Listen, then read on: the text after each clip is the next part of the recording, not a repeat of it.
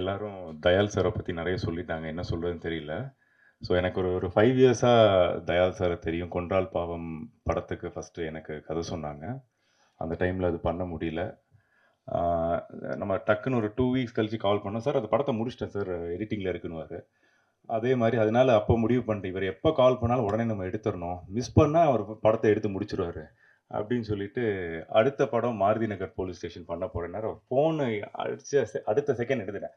Sir சொல்லுங்க அப்படின்னா, sir நம்ம ஒரு படம் ஒன்று பிளான் பண்ணுறோம். எப்போ சார் ஷூட்டிங் பண்ணா, ஒரு வாரத்தில் ஷூட்டிங் போகிறேன்னு சொல்லுவார். எத்தனை நாள் சார்னா, அப்போ அதுக்கு தான் ஹையஸ்ட் நம்பர் ஆஃப் டேஸ் சொன்னார். 22 நாள் சொன்னார். ஆனால் அதையும் 18 நாளில் முடிச்சிட்டாரு. ஸோ அதுக்கப்புறம் இந்த லக்ஷ்மிகாந்தன் கொலை வழக்கோட ஸ்கிரிப்டை எனக்கு கொடுத்தாரு சார். நீங்கள் சார் படித்து பாருங்க அப்படின்னு சொன்னார். லாஸ்ட் இயரில் கொடுத்தாரு. சூப்பராக இருந்துச்சு. ரொம்ப நல்லா இருக்குது சார் அப்படின்னு. என்றைக்குமே அவருடைய கதைகளில் ஒரு ஒரு பொலிட்டிக்கல் லேயர் ஒன்று இருந்துகிட்டே இருக்கும். அது மக்களுக்கு சொல்ல வேண்டிய ஒரு கருத்து ஒன்று, இண்டஸ்ட்ரியில் இருக்கிறவங்களுக்கு எப்பயுமே அது ஒரு பொறுப்பு இருக்குது. ஸோ அதை உணர்ந்து அதை கரெக்டாக அது ஒரு கமர்ஷியல் இதில் அழகாக அதை ப்ரெசென்ட் பண்ணுவார். நான் எப்பயுமே சொல்லிகிட்டே இருப்பேன், சார் நீங்கள் ஒரு பெரிய படம் பண்ணுங்க சார், நீங்கள் ஒரு பெரிய ஆக்டர் வச்சு பெரிய படம் பண்ணுங்கன்னா, அவருக்கு அந்த இது இல்லை. அவருக்கு போயிட்டு ஒரு 15 நாளில் படத்தை போய் ஷூட் பண்ணிட்டு வந்துடணும். ஆனால் அதை பயங்கரமாக பண்ணுவார். லக்ஷ்மிகாந்தன் கொலை வழக்கோட இது ஃபுட்டேஜ் கூட நான் பார்த்தேன். சூப்பராக வந்திருக்கு படம். நல்ல ஒரு அந்த மரண தண்டனை அது அவசியமா இல்லையா அப்படின்ற ஒரு கருத்தை பேசுகிற படமாக இருக்குது. நல்லா இருக்குது. வெற்றி, உங்களுடைய செலெக்ஷன் ஆஃப் ஃபிலிம்ஸ் நல்லா இருக்குது. நல்லா பண்ணுங்க. அப்படியே பிரிகதா, ஆல் த பெஸ்ட். நல்லா பண்ணியிருக்கீங்க. And wishes to all the cast and crew. Darbuka Siva bro, உங்கள் மியூசிக் என் லைஃப்பில் ஒரு பெரிய இது ப்ளே பண்ணியிருக்கு. உங்களால் தான் எனக்கு கல்யாணமே ஆச்சுது. ஆமாம். ஸோ பொண்ணு பார்க்க போகிற இடத்துல என்றைக்குமே பொண்ணு பாட்டு பாடணும்னு சொல்லி கேட்பாங்க. நான் சும்மா கேட்டேன், பொண்ணுக்கு பாட தெரியுமா அப்படின்னு கேட்டேன். ஏன் பொண்ணு தான் பாடணுமா, மாப்பிள்ளை பாடட்டுமேன்னு சொல்லிட்டாங்க டக்குன்னு. ஸோ அப்புறம் உங்களோட விசிறி பாட்டை பாடி கரெக்ட் பண்ணி தான், குடும்பத்தை கரெக்ட் பண்ணி தான் எனக்கு கல்யாணம் ஆச்சுது. So thank you so much. Lakshmikanthan கொலை வழக்கு, அது சப்போர்ட் பண்ணுங்கள். நல்ல ஒரு படம். இந்த மாதிரி படங்கள் வரணும் தமிழ் சினிமாவில். நல்லபடியாக ஹிட் ஆகட்டும். Wishes to all the cast and crew. Thank you so much.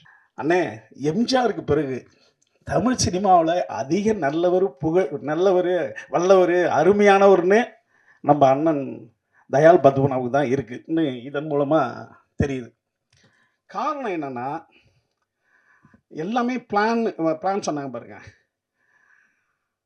நான் தயால் சாரை என்ன நினைப்பேன்னா, இவர் ஒரு வீடு கட்டினார்னு வச்சுங்களேன்.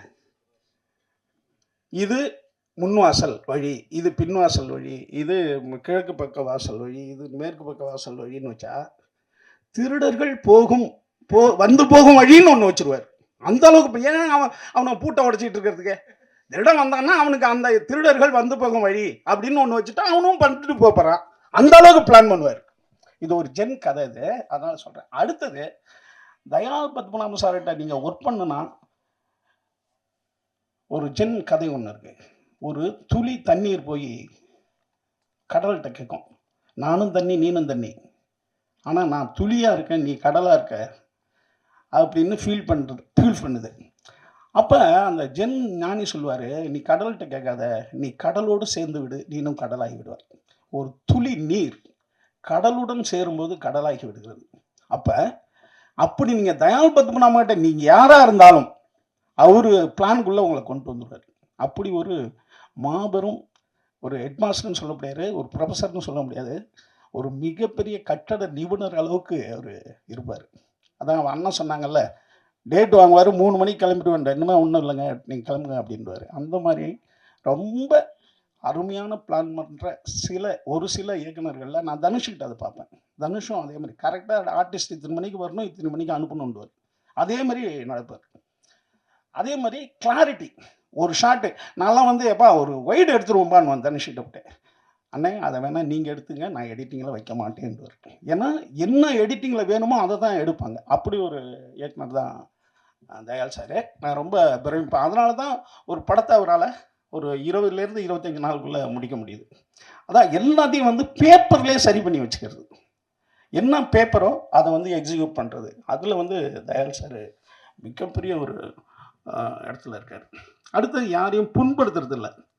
ஒரு இயக்குனர் என்பவர் ஒரு தாயாகவும் தந்தையாகவும் இருக்கணும் அப்படின்ட்டு. பிரீடாவது தெரியும், தனுஷ்லாம் வந்து சைல்டுன்னு கூப்பிடுவார் ஆர்டிஸ்ட்டை. எனக்குலாம் வந்து இது பவர் பாண்டி அப்போ ராஜகிரானே கம் சைல்டுன்ட்டார் தனுஷ். அப்புறம் சொன்னார், இல்லை அவங்கள நம்ம ஒரு குழந்தையாக நடத்தணும். ஏன்னா நம்ம தான் அவங்கள வடிவமைக்கிறோம். ஒரு டைரக்டர்னா வயது கம்மியாக இருந்தாலும் அந்த கேரக்டர் நம்ம வடிவமைக்கணும். அதே மாதிரி ஒரு குழந்தை பெற்றோர்கள் வடிவமைக்கிறாங்க. அப்படி நம்ம வேலை வாங்கணும் அப்படின்னு. அந்த மாதிரி தயாள் சார் யாரையும் புண்படுத்தாமல் அவருக்கு தேவையானதை கரெக்டாக வாங்கிறதுல தி பெஸ்ட். அப்படி பல சிறந்த குணங்கள் இருக்கிறதால தான் எல்லாரும் சொல்கிறாங்க அவர் நிறையா படம் பண்ணணும், நிறையா தமிழில் படம் பண்ணணுன்னு சொல்கிறது. அடுத்து வந்து என்னால் டென்ஷனே இல்லாமல் சில பேர் பார்ப்போம் இல்லையா.